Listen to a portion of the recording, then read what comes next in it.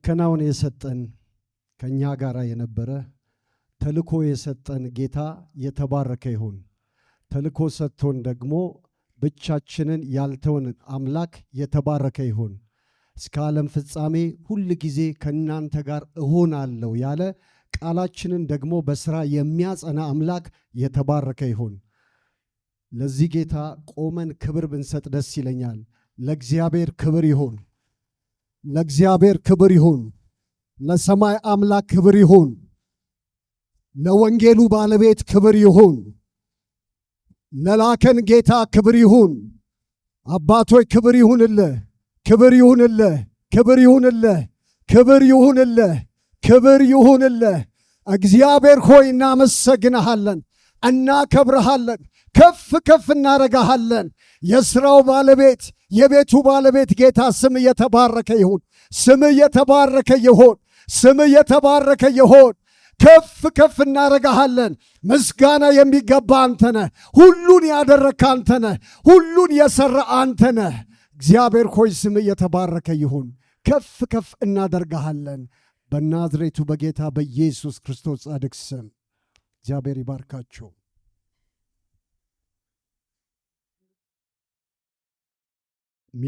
ሚሽነሪዎቻችን እንዲቆሙ በጌታ ፍቅር ጠይቃለሁ። ባላችሁበት ስፍራ ትቆማላችሁ።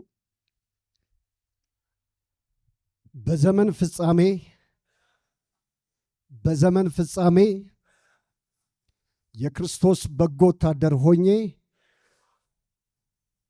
የተቀበልኩትን አደራ እፈጽማለሁ። በዘመን ፍጻሜ የክርስቶስ በጎ ወታደር ሆኜ ከጌታ የተቀበልኩትን አደራ እፈጽማለሁ። እግዚአብሔር ጸጋውን ያብዛላችሁ። አጨብጭቡላቸው።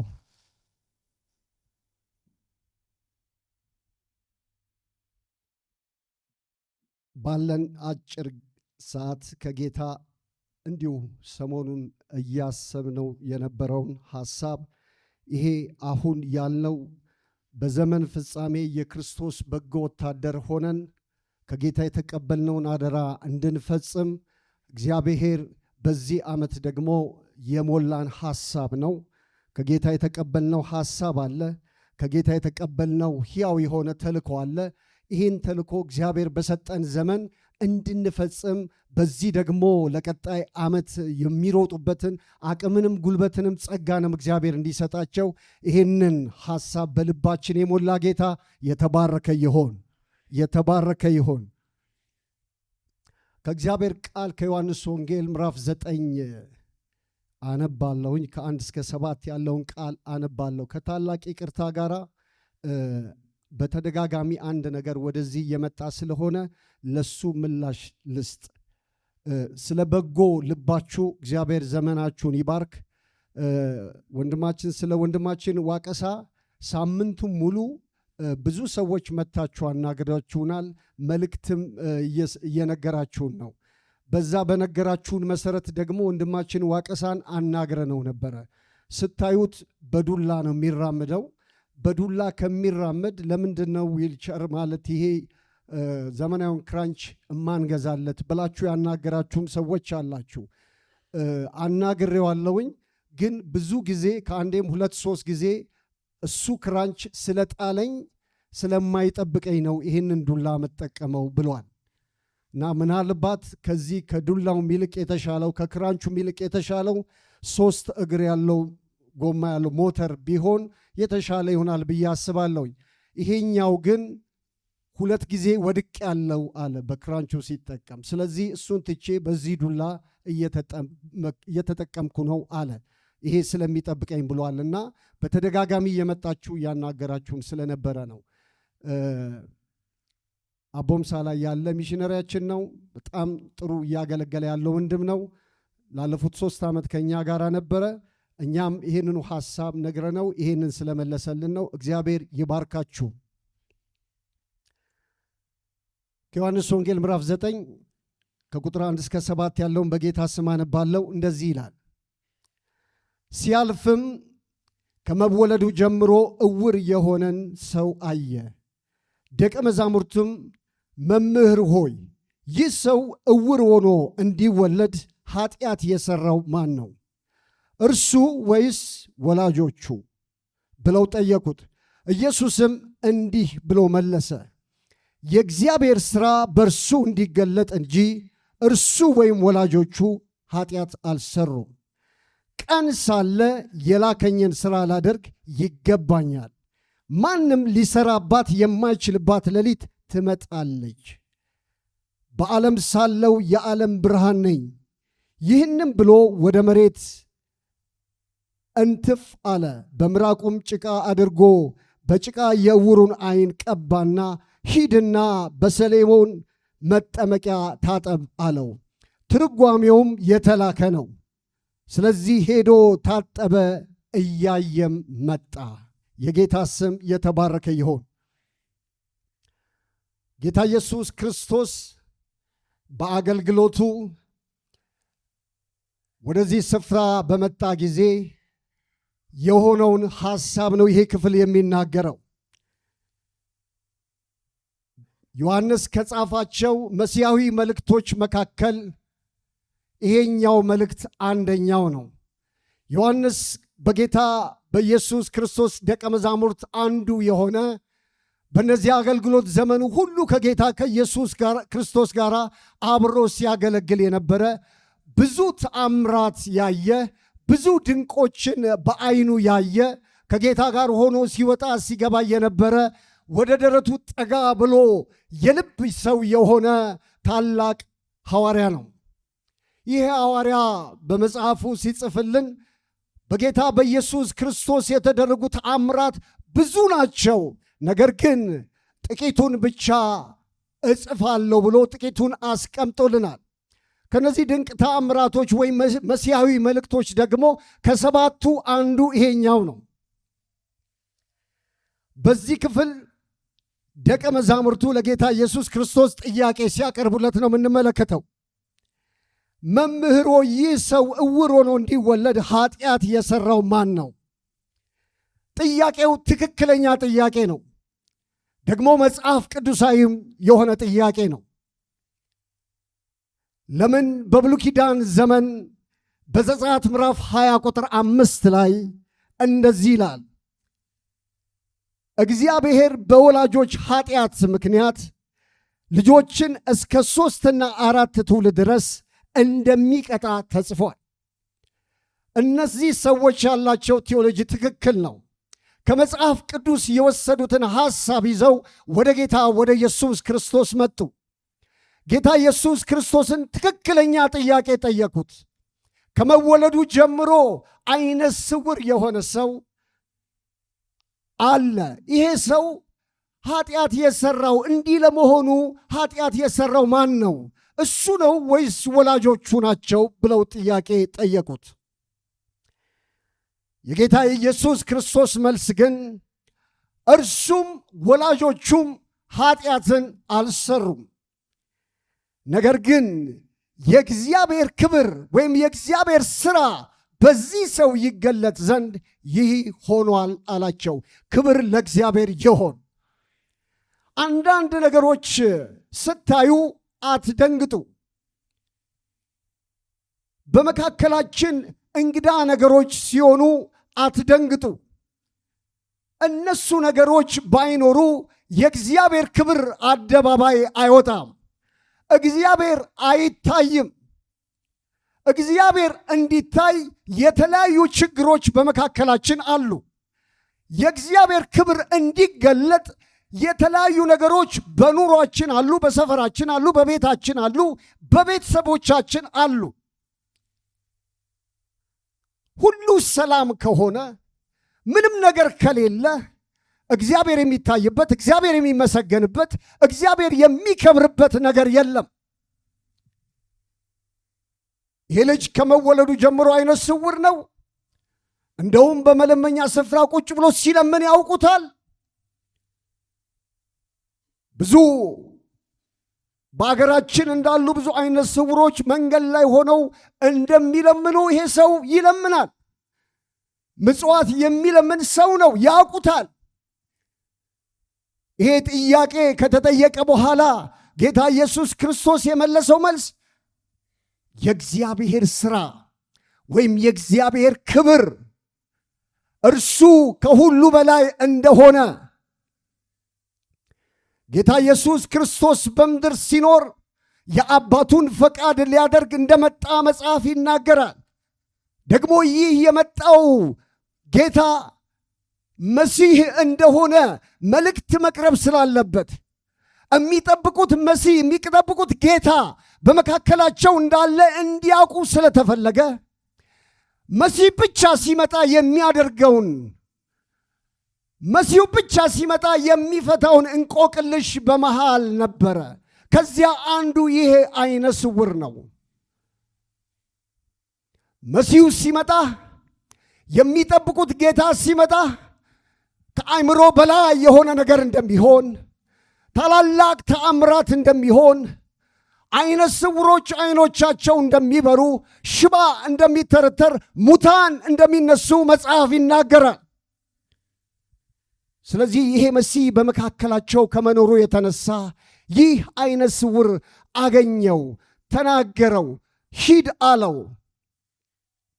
ማንም ኃጢአትን እንዳልሰራ ነገር ግን የእግዚአብሔር ክብር በዚህ ሰው እንዲገለጥ እግዚአብሔር አስቦ አቅዶ ስለነበረ ይህንን ሰው ጌታ ኢየሱስ ክርስቶስ ምራቁን እንትፍ ብሎ አፈር አንስቶ አይኑን ቀብቶት ሂድ በሲሎም መጠመቂያ ታጠብ እንዳለው ደግሞ ሲመለስ እያየ እንደመጣ መጽሐፍ ይናገራል። የጌታ ስም የተባረከ ይሁን። ይህንን ተአምራት ማድረግ የሚችል መሲሁ ብቻ ነበረ።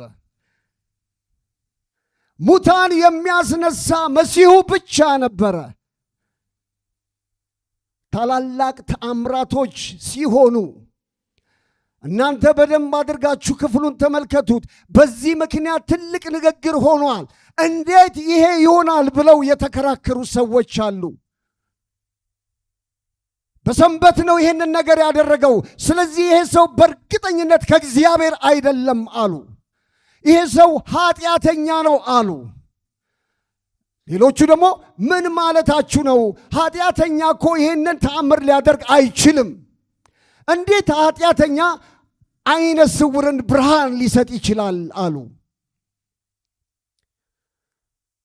ፈሪሳውያን ስለ ሕጋቸው፣ ሌሎች ሰዎች ደግሞ ይሄ በመሆኑ ለእግዚአብሔር ክብር እየሰጡ ይሄ ደግሞ አይነ ስውር ከመወለዴ ጀምሮ አይነ ስውር እንደሆንክ አውቃለሁ፣ ነገር ግን ይህ ሰው ያዘዘኝን ትእዛዝ ታዘዤ ሄጄ ታጥቤ ስመጣ ግን ማየት ችያለሁ። ወላጆቹም ሲጠየቁ አንድ ነገር እናውቃለን፣ ከመወለዱ ጀምሮ ይሄ ሰው አይነ ስውር ነው። ነገር ግን አሁን እሱ ሙሉ ሰው ስለሆነ ጠይቁት አሉ። እኛን ለምን ትጠይቃላችሁ አሉ። ፈሪሳውያንን ሲፈሩ ስለነበረ የዚህ ጌታ ተከታይ ከሆኑ ስለሚፈሩ፣ ከቤተ መቅደስ ስለሚባረሩ ስለፈሩ እሱ ሙሉ ነው፣ እሱን ጠይቁት አሉ። እሱም ሲጠይቁት ትክክለኛውን መለሰ። ስለዚህ ሰው ምን ትላለህ አሉት። ይሄ ሰው ነቢይ ነው አላቸው። ሃሌሉያ! ይሄ ሰው ነቢይ ነው አላቸው። ተሳስተሃል፣ እኛ ደግሞ ኃጢአተኛ እንደሆነ ነው የምናውቀው አሉት። እኔ ኃጢአተኛ እንደሆነ አላውቅም። እኔ ከመወለዴ ጀምሮ አይነ ስውር ነበርኩ። ነገር ግን እርሱ ነገረኝ፣ ሂድና በሰሌው መጠመቂያ ታጠብ አለኝ። ታጥቤ ስመለስ እያየው መጣው፣ ብርሃን አየው አለ። የጌታ ስም የተባረከ ይሁን። ኢየሱስ ክርስቶስ ይህንን ካለ በኋላ ዋና ልናገርበት ያለውን ሐሳብ ተናገረ። እንዲህ አለ፣ ቀን ሳለ የላከኝን ሥራ ላደርግ ይገባኛል። ማንም ሊሰራባት የማይችልባት ሌሊት ትመጣለች አለ። ይሄ ጌታ በምድር የኖረው ዘመን 33 ዓመት ተኩል ነው። 3 ዓመት ተኩሉ የአገልግሎቱ ዘመን ነው። 3 ዓመት ተኩሉ እኛ ዛሬ በብዙ ዘመን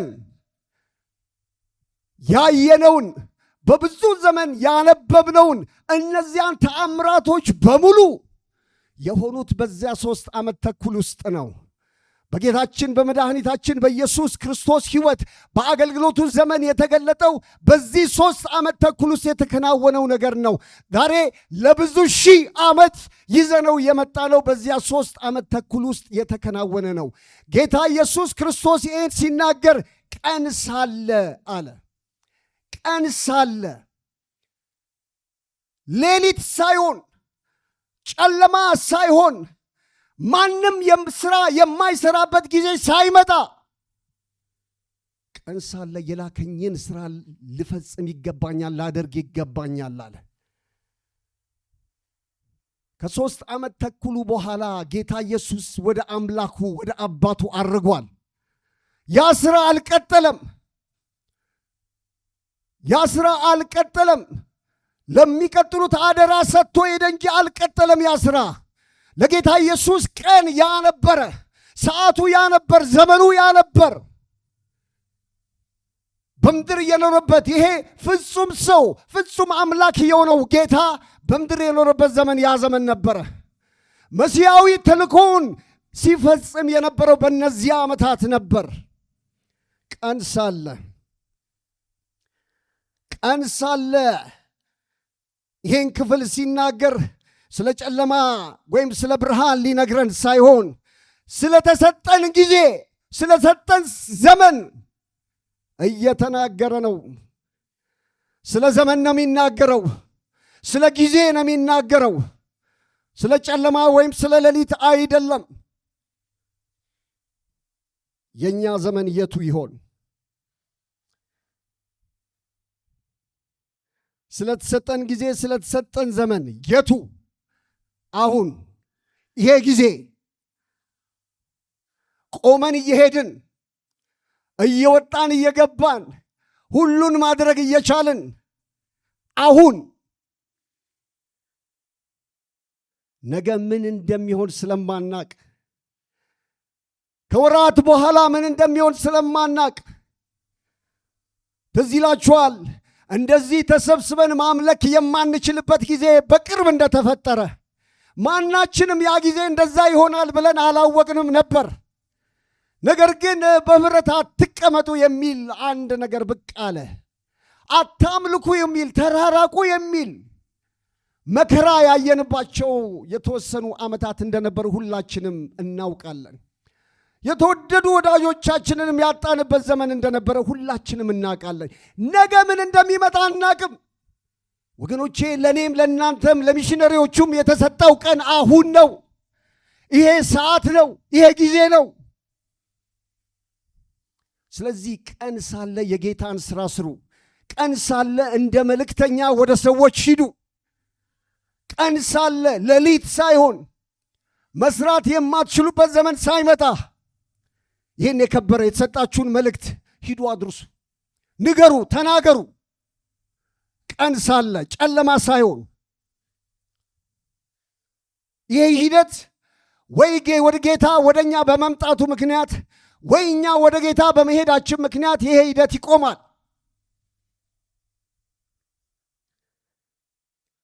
የእግዚአብሔርን ሥራ ለመስራት ምቹ አጋጣሚ ዛሬ እንጂ ነገ አይደለም። ምናልባት ቀጠሮ የምናስብ ሰዎች፣ ለሰዎች እውነተኛ ጌታ የሆነውን እርሱን ክርስቶስን ለመግለጥ ቀጠሮ የምንሰጡ ሰዎች እባካችሁ የእናንተ ጊዜ አሁን ነው። የእናንተ ጊዜ ዛሬ ነው። የእናንተ ዘመን አሁን ነው። ሂዱ፣ ንገሯቸው። ሂዱ፣ ስለ እነሱ በደል፣ መተላለፍ፣ ኃጢአት የሞተውን ጌታ ግለጡላቸው፣ አሳዩዋቸው። የመዳን ቀን አሁን ነው ይላል የእግዚአብሔር ቃል። ነገን አናቀውም። ከሩቅ ዘመን በፊት የመጨረሻ ከቤተሰብ የመጨረሻ የሆነው አጎታችን ታሞ ተኝቶ ነበር። በስልክ ደወልኩለት፣ አበረታታሁት። አይዞ ጌታ አለ፣ አንተ በፍጹም አትሞትም፣ አይዞ ጌታ አለ ምናምን ብዬ በስልክ ከአንድ 20 ዓመት በፊት ነው አበረታትቼው እመጣለሁ ደግሞ ምናምን ብዬ ቀጠሮ ይዤ ሳልሄድ ቀረው። እዚያ በኋላ ግን ተደወለልኝ፣ ሄድኩ። በጣም ልቤ አዘነ። ቀጠሮ ሰጥቼው እመጣለሁ ብዬው ነበር፣ ግን አልደረስኩለትም። እግዚአብሔር የሰጠን ጊዜ ያ ቢሆንስ ብዬ አሰብኩኝ። ከዚያ በኋላ ግን በፍጹም ለሰው ቀጠሮ አልሰጥም። መጸለይ ካለብኝ አሁን እጸልያለሁ፣ ወይ ሄድኩ እጸልይለታለሁ። እጸልይላችኋለሁ ብዬ ቃል አልገባም። ነገር ግን ቃል ከገባው ላደርገው በጣም እሞክራለሁ። ነገር ግን ዛሬ ያገኘሁትን ሰው ነገ እንደማላገኘው እርግጠኛ ሆኜ ግን የምስራቹን ቃል እነግረዋለሁ። የጌታ ኢየሱስ ክርስቶስን አዳኝነት እነግረዋለሁ። የኛ ጊዜ ዛሬ ነው። በሐዋርያት ሥራ ምዕራፍ 13 ላይ ዳዊት በራሱ ዘመን የእግዚአብሔርን ሐሳብ ካገለገለ በኋላ አንቀላፋ ይላል። እግዚአብሔር ዘመን ሰጥቶናል። እግዚአብሔር ጊዜ ሰጥቶናል። በዚህ ጊዜ እንደ መልእክተኛ ትልቅ ተልእኮ በእጁ እንዳለ ሰው ይህንን መልእክት ለሰዎች ሁሉ ልናደርስ ይገባል። በአንድ ወቅት በህንድ ትልቅ ሚዲያ አንድ በህንድ ሀገር የሚኖር ታላቅ ቢሊዮኔር የሆነ ሰው ኢንተርቪው ይደረግለታል። ጥያቄ ጋዜጠኛ ይጠይቀዋል። ያ ጥያቄ ምን እንደሚል ነው? በሕይወት ዘመን ሁሉ ደስተኛ ሆነ ታውቃለህ ወይ? ደስተኛ የሆንክበትን ጊዜ ታስታውሳለህ ወይ ብሎ ይጠይቀዋል። ይህ ሰው ሚሊዮነር ነው፣ በጣም የታወቀ ሰው ነው። ነገር ግን ይህን ጥያቄ ሲጠይቀው የመለሰለት መልስ 4 መልስ ነው። እንደዚህ አለው፣ በሕይወቴ ዘመን እውነተኛ ደስታና ሰላምን ፍለጋ ብዙ ነገሮች አድርጌያለሁ አለ። የመጀመሪያው ገንዘብና ሀብት፣ የሀብት ምንጭ የሆኑትን ነገሮች በሙሉ ሰብስቤያለሁ አለ። በጣም ሀብታም ነኝ፣ ጥግ ድረስ ሀብታም ነኝ። ገንዘብ ለመሰብሰብ ሮጭ ያለው ገንዘብ ሰብስቤያለሁ። ገንዘብ በእጅ አለ፣ ግን እውነተኛ ሰላምና ደስታ አልሰጠኝም አለ። ስለዚህ ሌላ ነገር መፈለግ አለብኝ፣ ደግሞ ሌላ ነገር አደርጋለሁ ብሎ ይነሳል። ከዛ በኋላ ውድ ውድ የሆኑ ዕቃዎችን መግዛት ይጀምራል። ያንን እውነተኛ ደስታና ሰላም ፍለጋ እነዚህ ውድ ዋጋ የሚያወጡ ዕቃዎችን፣ ዕንቆችን፣ አልማዞችን፣ ወርቆችን እየገዛ ማከማቸት ይጀምራል። እሱንም እያደረገ አሁንም እውነተኛ ሰላምና ደስታን አላገኘም። እንደገና ይሄ ላይሆን ይችላል ብሎ ትልልቅ ቢዝነሶችን፣ ትልልቅ ፕሮጀክቶችን፣ የነዳጅ ጉድጓዶችን፣ እንደገና የብረት ፋብሪካዎችን መግዛት ይጀምራል። እነዛንም የራሱ በማድረግ ደግሞ እውነተኛ ደስታና ሰላምን ፍለጋ ሩጫ አሁንም ያደርጋል። አሁንም እውነተኛ ሰላምና ደስታን እንዳላገኘ ይናገራል። አንድ ነገር ባደርግ ግን አሁን የምፈልገውን እውነተኛ ሰላምና ደስታ አገኛለሁ አለ። እርሱም ለአንድ ትልቅ የሕፃናት ማሳደጊያ ነገር እነዚህ ዊልቸሮችን፣ የተለያዩ ነገሮችን ብሰጥ ለነሱ እውነተኛ ሰላምና ደስታ አገኛለሁ ብሎ ያስባል። ከዛ በጣም የበዙ ዊልቸሮችን ይገዛና ለመላክ ሰዎች ይጠራል። ከዛ ሰዎች ሲጠራ ያ የመጣው ሰው ግን ባለሀብቱን ምን ይለዋል? ይህንን ዊልቸር እዚህ ሆኖ እርሶ ለእኛ መላክ አይጠበቁበትም፣ እርሶ በቦታው ላይ ሆነው ለሕፃናቱ ቢሰጡ መልካም ነው ይላቸዋል። እሺ ብሎ ቀጠሮ ይዙና በቀጠሮ መሰረት እዛ ስፍራ ይሄዳል። እዛ ስፍራ ከሄደ በኋላ ሕፃናቱን ሲያይ በጣም ደስ ይለዋል። ከዛ በኋላ ይዞላቸው የመጣውን ስጦታ በሙሉ ለሕፃናቱ ይሰጣቸዋል። በዚያ ደግሞ ዊልቸር ሲመላለሱ ምናምን ሲያይ በጣም ደስ ይለዋል።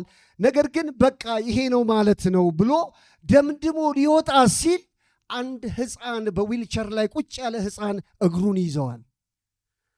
ከዛ ጠጋ ብሎ ምን ነው ፈለግከኝ እንዴት ሲለው፣ አይ አንዴ መልክህን በደንብ ልየው ይለዋል። እንዴ ለምን መልኬን ማየት ፈለግ?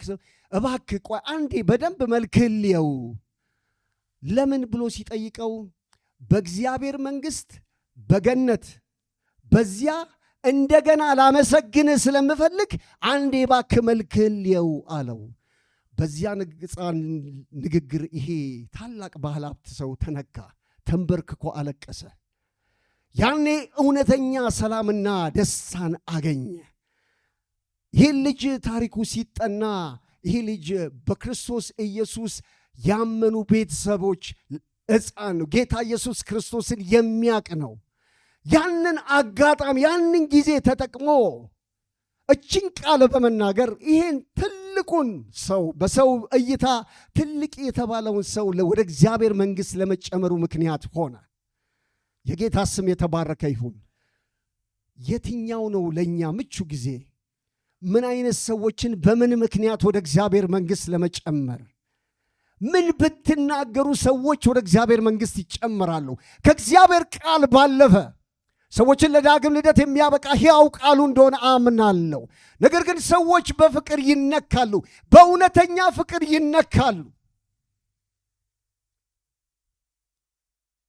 አንድ ጓደኛዬ እንደዚህ አስታውሳለሁ። እኔ ጌታ ኢየሱስ ክርስቶስን እንደ ግል አዳኝ አድርጌ በተቀበልኩበት በዚያ ዘመን በተለያየ ችግር ውስጥ የማቀው ወዳጄ ጌታን ተቀብሎ አንድ ጸሎት ፕሮግራም ላይ ተገናኘን። የዛን ቀን ሲመጣ እንደዚህ አለ፣ እስቲ ሄጄ ልያቸው ብዬ ነው የመጣሁት አለ። በኋላ ሲነግረኝ ነገር ግን እኔ እውነተኛ መነካት ስለተነካው ጌታ ስላዳነኝ ይህን ሰው ሳገኘው በጣም ደስ ስላለኝ ወደ ጌታ በመምጣቱ በጣም ደስ ስላለኝ እንቅ አርጌ ሳምኩት። ደስ ብሎኝ ወደ ጌታ መጣ ብዬ ማለት ነው። በኋላ ሲነግረኝ መክብብ የዛን ቀን እኮ እኔ ስመጣ ብዙ ሰማው እንጂ ጌታን አልተቀበልኩም፣ ነገር ግን ያንተ ሰላምታ ውስጤ ገባ አለኝ። የጌታ ስም የተባረከ ይሁን። ሰዎችን ሰማያዊ ፍቅር ይነካቸዋል። ሰዎችን የተለያየ ነገር ይነካቸዋል። እኛ በታማኝነት ወደ እነዚህ ሰዎች መሄድ እንችል። እግዚአብሔር ጸጋውን ያብዛልን። የዚህ ሕፃን ምቹ ጊዜ ያ ጊዜ ነበረ። ይህን ትልቁን ሰው ወደ እግዚአብሔር መንግሥት ለመምጣት ዳግም እንዲወለድ ምክንያት የሆነው ይሄ ሕፃን ነው። እግሩን ያዘው። በዚያ መንግሥት ላመሰግንህ እፈልጋለሁ አለው። በተሰጠን ጊዜ ወይም በሰጠን ዘመን ተልኳችንን እንዴት እንፈጽም? ዘመን ተሰጥቶናል፣ ጊዜ ተሰጥቶናል። ደግሞ ተልኮ የከበረ ተልኮ በእጃችን አለ። ይህን ተልኮ መፈጸም አለብን። የተሰጠን ተልኮ ጥሪው፣ አደራው ታላቅ ነው። እኔ ብሄድ ይሻላችኋል ብሎ የሄደው ጌታ ትልቅ ተልኮ በእጃችን አስቀምጧል። ወደ ዓለም ሁሉ ሂዱ፣ ወንጌልን ለፍጥረት ሁሉ ስበኩ፣ ያመኑትን በአብ በወልድ በመንፈስ ቅዱስ ስም እያጠመቃችኋቸው ያዘዝኳችሁን ሁሉ እንዲጠብቁ እያስተማራችኋቸው ደቀ መዛሙርቴ አድርጓቸው ብሎ ይህንን ትልቅ ተልኮ የሰጠን ጌታ በአባቱ ቀኝ ቁጭ ብሎ እያየን ነው። ይሄ ጌታ በአባቱ ትእዛዝ ድንገት ወደ ምድር ይመጣል፣ ወይም ደግሞ ድንገት ሁል ጊዜ እንደሚሆነው ድንገት እኛ እንሄዳለን። ስለዚህ የከበረው መልእክት ምን ይሁን? እባካችሁ በጌታ ፍቅር ልለምናችሁ፣ እባካችሁ ብዙ ወዳጆቻችሁ በቢሮ ጌታን አያውቁ፣ ብዙ ጎረቤቶቻችሁ ጌታን አያውቁ። ያልዳኑ ሰዎች ብዙ ሰዎች አሉ። ጸልዩ፣ ሂዱ። ማዳኔ ማን ነው? ማዳኔ እግዚአብሔር ነው። ስለዚህ ወደ እነዚህ ሰዎች መሄድ እንድንችል እግዚአብሔር ይርዳን። ስራው ሰማያዊ ነው፣ የኛ አይደለም። ስራው ባለቤት አለው። የስራው ባለቤት ሕያው ነው፣ ያያል። አይኖቹ በምድር ሁሉ ዙሪያ ናቸው። እናንተ ለዚህ ስትንቀሳቀሱ እሱ ቃላችሁን በስራ ያጸናል።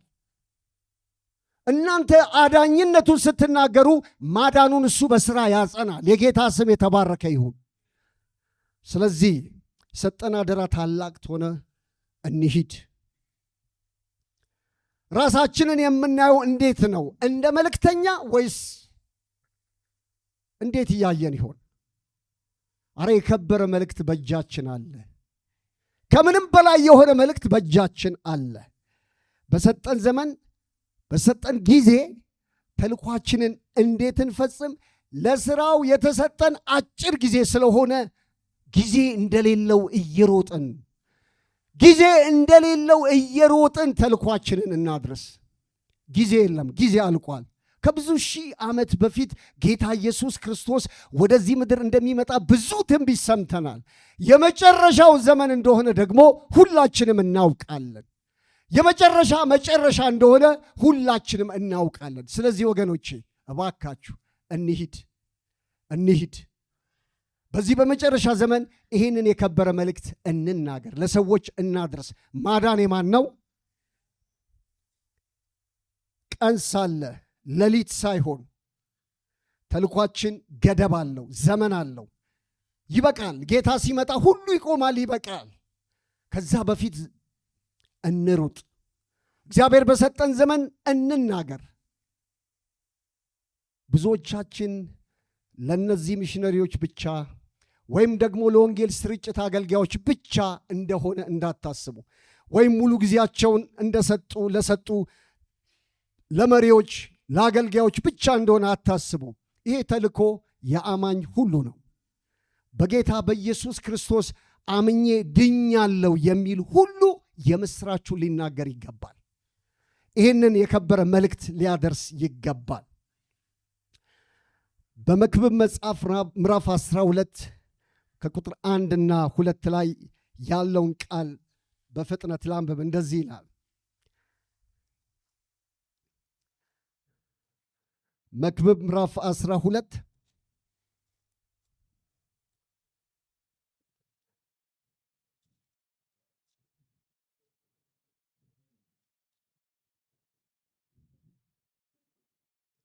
የጭንቅ ቀን ሳይመታህ በጉብዝና ወራት ፈጣሪን አስብ።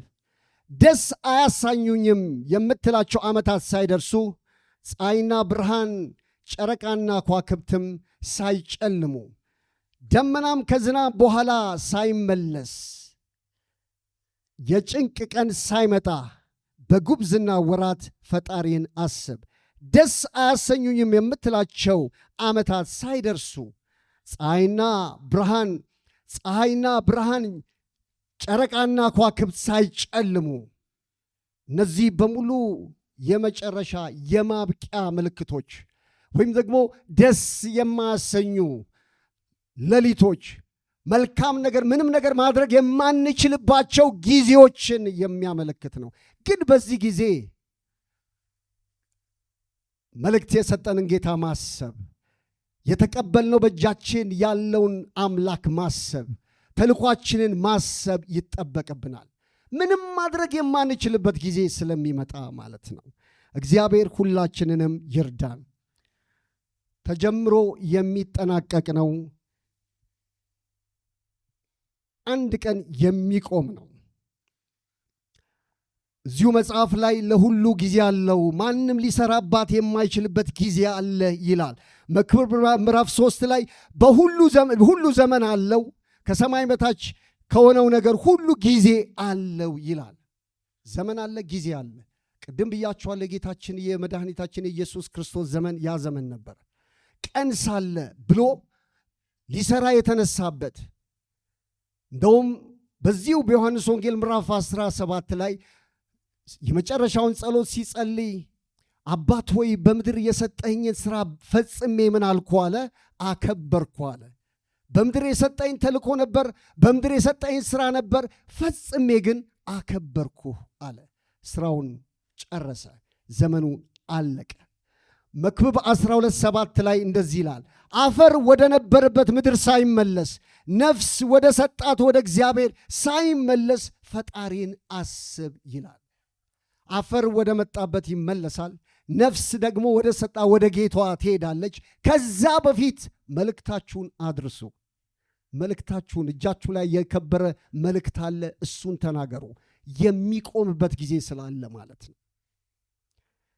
ተልኳችን ማብቂያ ያለው ጌታ ሲመጣ ያበቃል ወይ እኛ ወደ ጌታ ስንሄድ ነገሮች ያበቃሉ። ከአንድ ወር በፊት ወደ ቡታጀራ የሚባል ሀገር ሄደን ነበር። መጋቢ አለማየሁ እኔ ሆነን 1-4 ሆነን ሄደን፣ ሚሽነሪው እዚሁ አካባቢ አለ፣ አብሯቸዋል። ለዚህ ከቡታጀራ ወደ 40 ኪሎ ሜትር ገባ ብለን ምንዝሎ የምትባል የሙስሊም አካባቢ የሚኖሩ ሰዎች የሚኖሩባት አካባቢ ነች። እዛ አካባቢ አርብ ነው የገባነው። አርብ ገብተን ቅዳሜና እሑድ የተባረከ ጊዜ እግዚአብሔር ሰጥቶናል። ብዙ ሰዎች ተጽናንተዋል፣ ብዙ ሰዎች ተፈውሰዋል፣ ደግሞ ብዙ ሰዎች ወደ እግዚአብሔር መንግሥት ተጨምረዋል። ነገር ግን ፕሮግራማችንን ጨርሰን ልንመጣ ያልን ማለዳ ላይ ሰኞ ጠዋት ቁርስ ከበላን በኋላ ጸልየን እንሂድ ተባብለን፣ በጣም የገጠር ቤቶች በጣም ደስ ይላሉ። ጎጆ ፊት ለፊት ቤቱ ፊት ለፊት ሳር ላይ ሆነን እየጸለይን እነዚህ የምናናግራቸው ወይም በእንግድነት የተቀበሉን ሰዎች ሁለቱም ትልልቅ ሰዎች ናቸው። ከሙስሊም ወደ ጌታ የመጡ ሰዎች ናቸው። ከዛ በጣም እንዴት ጌታ እንደነካቸው እንዴት እንደለወጣቸው ወደዚህ አካባቢ ጌታ እንዴት እንደገባ እየነገሩ ነበረ። ከዚያ አንድ ነገር አሉ። በነሱ ህይወት እግዚአብሔር በነሱ ህይወት ከሰራው ስራ አንጻር በነሱ ይሄ ከተቀበሉት መልእክት የተነሳ ወደ ሰዎች ይሄዱ ብዙዎች ከመዳናቸው የተነሳ እንደዚህ አሉ።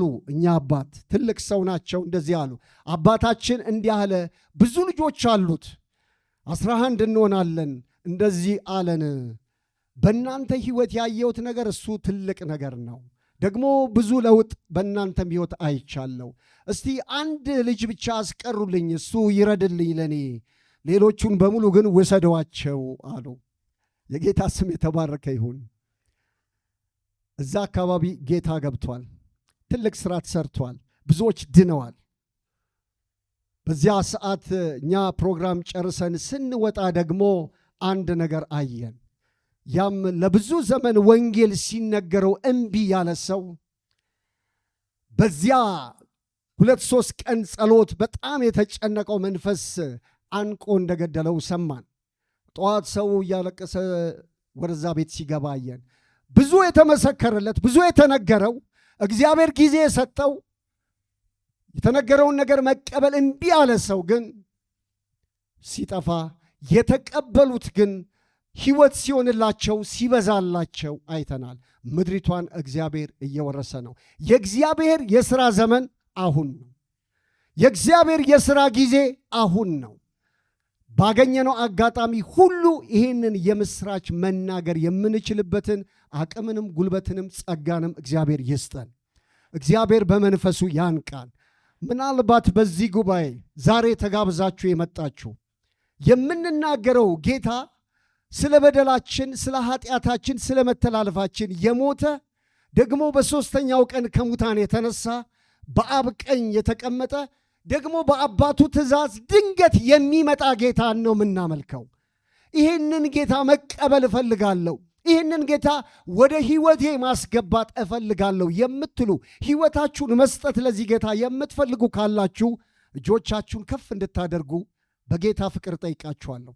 እንግዳ ነኝ የምትሉትን ነገር ዛሬ ነው የሰማሁት። መቀበል ግን ይህንን ጌታ እፈልጋለሁ የምትሉ እጆቻችሁን አሳዩኝ ካላችሁ።